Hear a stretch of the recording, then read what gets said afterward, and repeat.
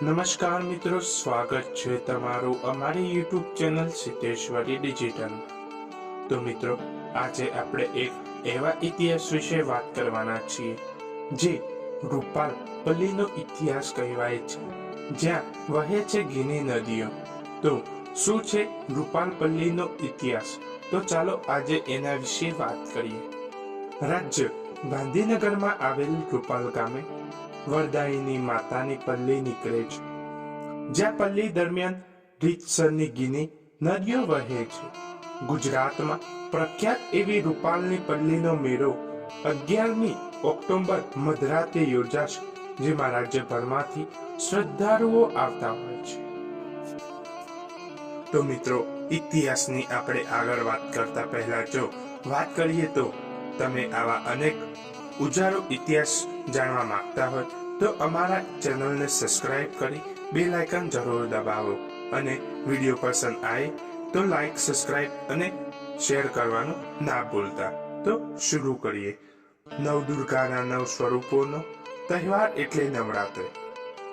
આદ્ય શક્તિ માં દુર્ગાના 9 સ્વરૂપોની નવરાત્રિમાં પૂજા અર્ચના કરવામાં આવે છે. આ દરમિયાન ખેલૈયાઓ ગરબે ઝૂમે છે. ત્યાં જ નવરાત્રિમાં 8મ અને 9મા દિવસે ગુજરાતના અનેક ગામો અને શક્તિપીઠોમાં માતાની પલ્લી નીકળતી હોય છે. ત્યારે રાજ્યના ગાંધીનગરમાં આવેલ રૂપાલ ગામે વરદાયીની માતાની પલ્લી નીકળે છે, જ્યાં પલ્લી દરમિયાન રીતસરની ઘીની નદીઓ વહે છે. ગુજરાતમાં પ્રખ્યાત એવી રૂપાલની પલ્લીનો મેળો 11મી ઓક્ટોબરે મધરાતે યોજાય છે, જેમાં રાજ્યભરમાંથી શ્રદ્ધાળુઓ આવતા હોય છે.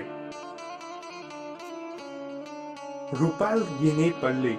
રૂપાલ પલ્લી શ્રદ્ધાળુઓ માટે આસ્થાનું મોટું કેન્દ્ર છે. વરદાયીની માતાની પલ્લીમાં લાખો શ્રદ્ધાળુઓ આવે છે. ગાંધીનગર નજીક આવેલા રૂપાલ ગામે વરદાયીની માતાની પલ્લી નવરાત્રિની 9મી રાત્રિએ નીકળતી હોય છે, જેમાં ઘીનો ચઢાવો થાય છે. એક જ રાતમાં હજારો લાખો કિલો ચોખ્ખું ઘી પલ્લીમાં ચઢે છે. તો રૂપાલ પલ્લીનો ઇતિહાસ કંઈક આવો છે. મહાભારત કાળથી રૂપાલ ગામમાં યોજાતા પલ્લી મેળામાં સમગ્ર ગુજરાતમાંથી શ્રદ્ધાળુઓ દર્શન કરવા આવતા હોય છે. પલ્લીના ઇતિહાસ પર નજર કરીએ તો દ્રાપર યુગમાં પાંડવોએ ગુપ્તવાસમાં જતા પહેલા પોતાના શસ્ત્રો ખીજડાના એક વૃક્ષ નીચે સંતાડ્યા હતા. આ શસ્ત્રોની રક્ષા માટે તેઓએ વરદાયીની માતાને પ્રાર્થના કરી હતી. ત્યારબાદ યુદ્ધમાં વિજય મેળવ્યા બાદ આસો સુદ 9મા દિવસે કૃષ્ણ, પાંડવ અને દ્રૌપદી સાથે માતાજીની સોનાની પલ્લી બનાવી. તેની ઉપર 5 કુંડની સ્થાપના કરી હતી અને ગામમાં પલ્લી યાત્રા કાઢી પંચબલી યજ્ઞ કર્યો હતો. ત્યારથી લઈને અત્યાર સુધી આ પરંપરા યથાવત છે, અને રૂપાલ ગામે માતા વરદાયીના સાનિધ્યમાં અહીં પલ્લી નીકળવામાં આવે છે.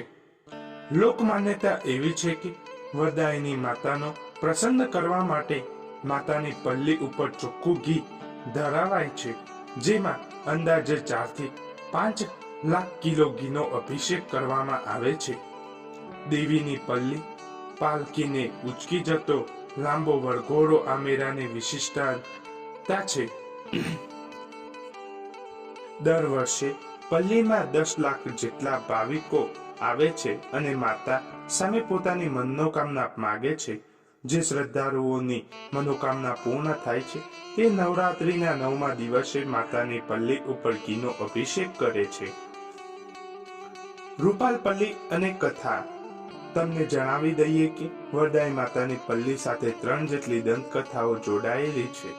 વરદાયીની માતા દેવસ્થાન સંસ્થાના કહેવા પ્રમાણે એક દંત કથા ત્રેતા યુગમાં ભગવાન શ્રી રામચંદ્ર પિતાના આજ્ઞા પાળવા વનમાં ગયા, ત્યારે તેમને ભરત મિલાપ બાદ શ્રી શૃંગી ઋષિના આદેશથી લક્ષ્મણ તથા સીતા માતા સહિત શ્રી વરદાયીની માતાજીના દર્શન કરી પૂજા અર્ચના કરી પ્રાર્થના કરતા શ્રી વરદાયીની માતાએ પ્રસન્ન થઈ ભગવાન શ્રી રામચંદ્રને આશીર્વાદ આપી શક્તિ નામનું એક અમોઘ દિવ્ય અસ્ત્ર આપ્યું. લંકાના યુદ્ધમાં ભગવાન શ્રી રામચંદ્ર આજ બાણથી અજય રાવણનો વધ કર્યો હતો.